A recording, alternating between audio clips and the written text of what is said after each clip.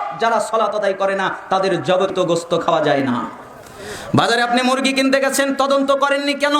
যেই ছেলেটা মুরগি আপনার কাছে বিক্রি করলো, ওই ছেলেকে বললেন তুমি জবে করে দাও, ছেলেটা জবে করলো, ড্রেসিং করলো। ছেলেটা নামাজ আদায় করে কিনা আপনি একদিনও জিজ্ঞেস করলেন না, একদিন আপনি বললেন না, খালি বললেন ও তো বিসমিল্লাহ বলেছে।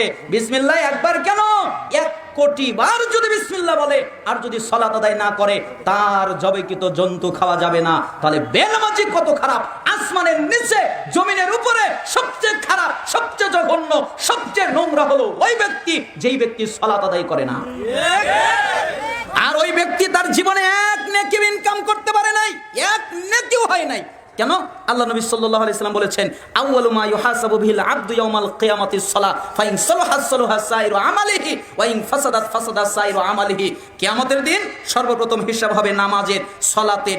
যার সালাত টিকে যাবে, ও যত ইবাদত করেছে সব টিকবে, আর যার সালাত টিকবে না, ও যত ইবাদত করেছে সব বাতিল হয়ে যাবে।